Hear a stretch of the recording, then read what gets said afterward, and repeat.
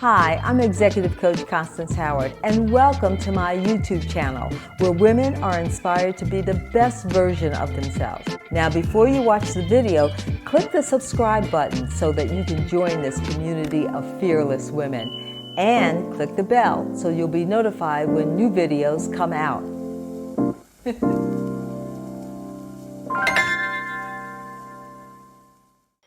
Do you have a code of conduct?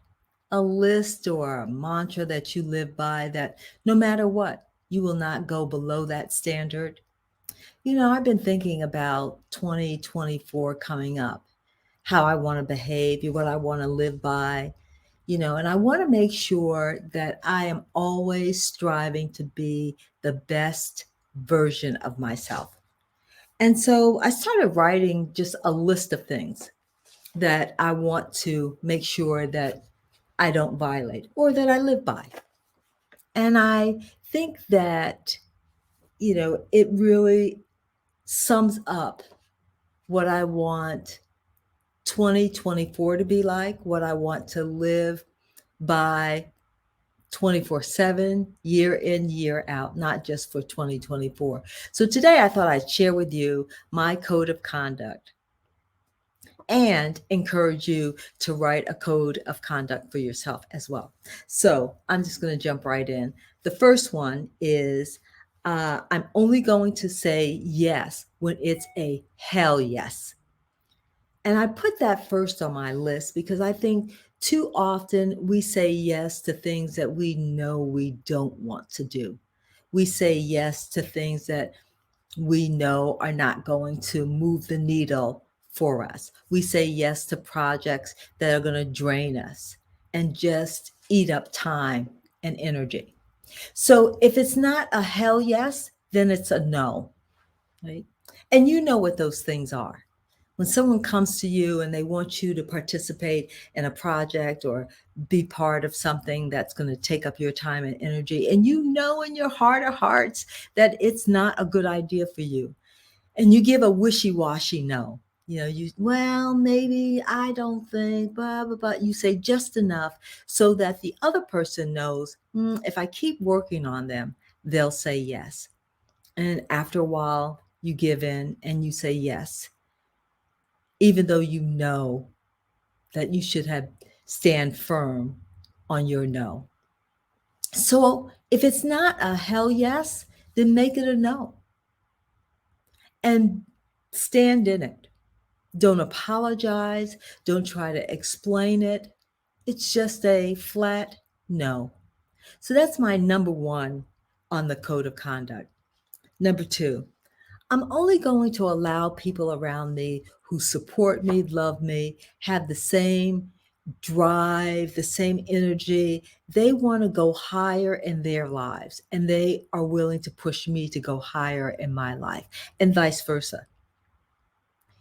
I think too often we have people around us who drain us of our energy, who are the Debbie Downers. Anytime you say, I think I want to start my own business, they'll give you 10 reasons on why you shouldn't, why that's a bad idea. I talk about your inner circle all the time. Your inner circle has to be the people who you trust 100%, who you know have your best interests at heart, the folks who celebrate your victory as if it was their victory. Those are the kind of people you want around you. And so that landed number two on my list. I only want those people around me. And when someone comes to me and I know that they're have a bad vibe or a bad energy, I'm not going to allow them in. Now, I'm not saying that you should be like in grade school and say, oh, you're not going to be my friend. I'm not saying that.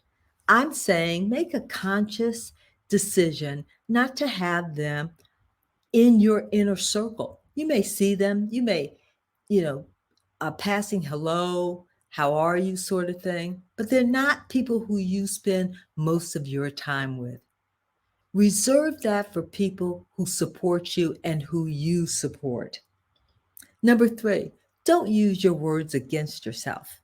That was on my list. I'm not going to use words against myself. And you know how that goes. We all have a negative loop in our mind that goes 24/7. It tells you who you're not. It tells you what you can't. It tells you what you shouldn't. It's just an endless chatter that goes on in our minds. And I fight that by having a loop that's positive in my mind. I have a mantra for myself that I say throughout the day. When I'm walking, I repeat it over and over again. And it just reminds me of who I am and whose I am. So, a lot of you know that I'm a Christian. So, my mantra starts with I am a child of God. Jesus Christ is my Lord and Savior. I can do all things through Christ who strengthens me. I am strong. I am resilient. And it goes on and on like that. And that loop is constantly running in my mind. That loop tells me, I am strong. That loop tells me I can do anything. Right? So when the negative words pop up, I shut them down. I shut them down. I don't stay in any negative period for very long. There's an entrepreneur and he's a coach. His name is Patrick Bet-David. And he says, don't spend any length of time in any one feeling. Meaning, if you have a bad day, don't wallow in it. Find the lesson in whatever happened and move on. Keep it moving. 4, I want to be true to the highest version of myself. I always want to live by that. And I know it's tough. You know how it is when somebody says something negative about you and you know it's not true, you think it's unfair that they said whatever they said. And so then you go into attack mode. You start talking about what's wrong with them.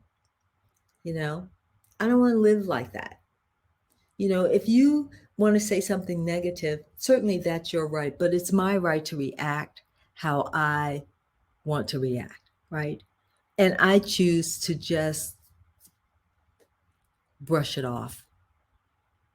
I choose to just brush it off.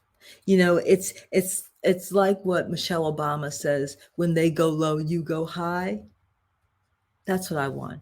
I want to always be true to the highest version of myself and how I see myself and how I carry myself. I don't want to wallow in the mud. You might think about that because it's so easy for us to react. That is in the moment we're reacting. We're not taking the time to understand where this other person is coming from, whether or not it's true, or we're just reacting to what's being said. And 9 times out of 10, we don't react in the way that represents the highest version of ourselves. Number 5, give yourself grace and compassion. How often does a friend come to you and tell you something that's happened to them, and you respond with such empathy? You're so compassionate. You want to help them see the situation better than what it is, right? You put your arm around them and you give them a hug and you tell them everything's going to be okay. But if that same thing happened to you, that negative loop kicks in. How could you be so dumb? How could you let that happen? I have to say that for a long time, I would never give myself compassion. I would talk so badly, to myself and about myself. I gave myself no compassion whatsoever. A lot of I was in TV news. If I had a bad show, then I would just go over it and over and over it in my mind, telling myself such terrible things that I would never say to anyone else, and I would do that until I had a good show. And then once I had a good show, it's like my brain would let it go. But until that good show, I couldn't let it go. I gave myself no compassion whatsoever. Are you giving yourself compassion? Are you showing yourself mercy? That might be something you want to put on your code of conduct. Always show yourself mercy and compassion and love. Seek to learn the lesson in every situation. And I know that's hard because when you're going through a tough time, you know, my mind would always go, what is the lesson here? What could the lesson possibly be in this horrific thing that's happened? But there's always a lesson. There's always a lesson for us to learn from the things that happen to us, for us. It may take you some time to, learn what that lesson is or to see that as a learning lesson. But there's always a lesson to be learned in every situation. Number 7, love myself unconditionally. And I know we say, oh, yes, I love myself. But do we really mean it? Some months ago, I challenged people to look in the mirror and just say, I love you. I love you to yourself. And it was tough for some people because we're not used to saying that. We're used to saying it to other people. We're used to saying it to our spouse, our children, our friends, even. But we don't often look ourselves in the mirror and say, I love you, and really mean it. We don't say, I love you because. And so when it comes time to really think about why do you love yourself, you're kind of like, well, you don't really have the words to back it up. So I want to challenge you, one, to put I love you on your list as one of your code of conducts. And number 2, to stand in front of the mirror and say, I love you. I love your eyes. I love your face. I love how you smile or how you laugh. It's not being conceited. It's not being narcissistic to tell yourself that you love yourself.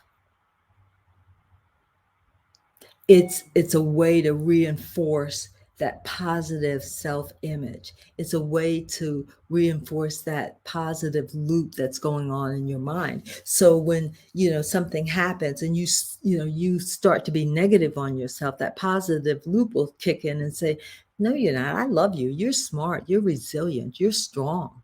You're brave. You're brilliant. You're beautiful. Right?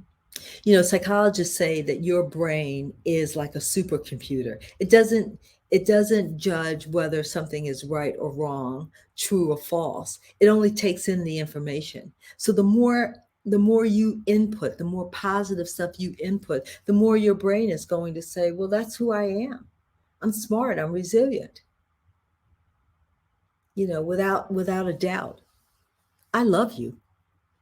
Okay. Your brain says, okay, yes. When you say it over and over again, and you say it with passion and conviction. Number 8, let go of everything that no longer serves you. Let go of the grudges, the hurt feelings that just don't serve you anymore. I struggled with this for a long time. Someone would say something negative about me and I'd hold on to it. I'd hold on to that resentment that I felt toward them because they hurt my feelings. I held on to the anger that I felt because they were saying the things that they were saying about me. And it didn't serve me at all. All I was doing was giving them free space in my mind. So they were living rent free. It no longer served me. And I had to really go through with a lot of prayer and a lot of reflection and say, how is this serving me? How holding on to these feelings, holding on to this negativity, what is that doing for me? How is that serving me? How is that helping me to become the highest version of myself? How is this helping me, become who I want to become? And it doesn't serve you. Let go of everything that no longer serves you. And the only way you're going to be able to do that is to really reflect on what it is that's been you've been holding on to. What has been living rent free in your mind? Reflect on it and let it go. I often tell my clients to write a letter to the person, who hurt you. Write a letter to that person. You don't have to mail it. Just get it out of your system. This is where journaling really helps. I'm a big journaler. I believe in getting it out of my system and on paper, and I want to encourage you to journal. Now, remember, your journal, it doesn't have to be fancy or anything, but your journal is a private, um, it's private between you and you. So you can let out the feelings that you would not normally say to someone else. All that junk that's inside you that you say about yourself, let it out on paper and then let it go. And then let it go. There's a burning bowl ceremony that Native Americans would do. And I know a number of other coaches do it in their practice. And what it is, they have people write down the negative, the stuff that you need to let go, the anger, the bitterness. You write that down on a piece of paper, and then you toss it in this bowl, and the pages are burned, signifying that they no longer exist. They're gone. You have released it. It's like the smoke being released into the air. You have let it go. Whatever it takes for you to let go of past hurts, past negative words, past negative events that happen. Whether you do your version of a burning bowl, some places they write it on a piece of paper and they tear it up into little pieces. Whatever you can do to represent that those things no longer have a grip over you, then I want to encourage you to do it. Number 9, I am beautiful, brilliant, and brave just as I am. Think about that. Think about saying that to yourself.